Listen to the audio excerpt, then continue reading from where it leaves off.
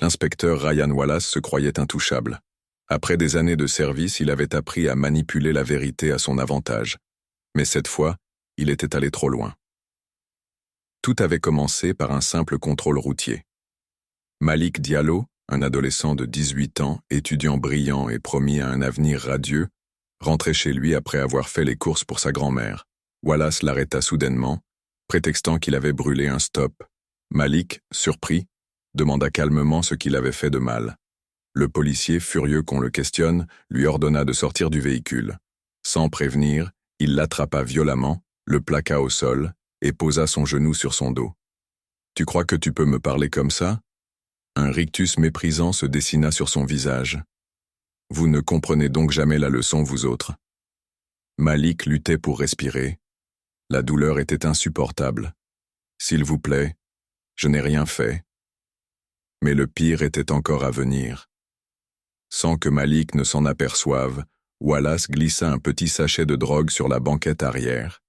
Puis, il appela des renforts, satisfait du piège qu'il venait de tendre. Une arrestation facile, une nouvelle promotion en vue. Mais ce qu'il ignorait, c'est qu'un témoin avait tout filmé. Le témoin inattendu. James, un retraité, conduisait sur cette même route. Lorsque l'intervention brutale de Wallace attira son attention, il décida de filmer la scène avec sa caméra embarquée. Chaque seconde fut enregistrée, chaque mensonge, chaque abus de pouvoir. Et bientôt, le monde entier allait voir la vérité. Pendant ce temps, Vanessa Diallo, la mère de Malik, arriva en trombe au commissariat. Elle savait qui était son fils, un jeune homme travailleur, un étudiant modèle, quelqu'un qui n'avait jamais touché à la drogue, mais Wallace resta de marbre. C'est ce que disent toutes les mères. Le sang de Vanessa ne fit qu'un tour. « Montrez-moi la vidéo de votre caméra corporelle. » Wallace sourit en coin. Dommage, la batterie était à plat. Dans sa cellule, Malik sentait l'injustice le submerger. Avait-il tout perdu? Son avenir, son honneur, la fierté de sa mère? Tout semblait s'effondrer. Mais c'est à cet instant qu'un homme entra dans le commissariat. « J'ai des preuves. » Tout le monde se retourna.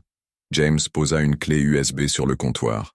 « Ma caméra a tout enregistré. » Pour la première fois, Wallace pâlit.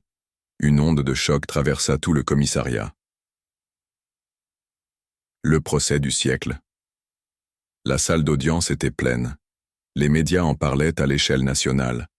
Malik et son avocat se tenaient prêts. De l'autre côté, Wallace, suant à grosses gouttes, tentait de rester impassible. Le procureur se leva. « Officier Wallace, aviez-vous une raison valable de fouiller le véhicule de Malik Diallo ?» Le policier ravala sa salive. Le suspect était nerveux et agressif. Le procureur haussa un sourcil. « Ou bien vous a-t-il simplement posé une question ?» Wallace se tortilla sur son siège. Il était peu coopératif. Le procureur sourit. Voyons ce que la vidéo en dit. La vidéo fut projetée sur écran géant. Tout le monde vit la vérité. Les coups violents. Le genou sur le dos du jeune homme. Le sachet de drogue discrètement glissé sur la banquette arrière. Des exclamations horrifiées envahirent la salle. Le juge Caldwell ferma les yeux, respirant profondément. Puis elle posa son regard dur sur Wallace. « Vous deviez protéger et servir, pas manipuler et détruire. » Un verdict choc. Vous avez non seulement agressé un innocent, mais vous avez tenté de briser son avenir. Wallace chercha désespérément une excuse. Il ouvrit la bouche, mais aucun son n'en sortit. Le juge posa ses mains sur son bureau et déclara d'une voix implacable. « Vous êtes coupable de brutalité policière, de falsification de preuves et de parjure. Je vous condamne à 10 ans de prison ferme, sans possibilité de libération anticipée. » Un silence de plomb tomba sur la salle. Puis, une explosion d'applaudissements. Les journalistes notèrent frénétiquement. Les militants fêtèrent cette victoire de la justice.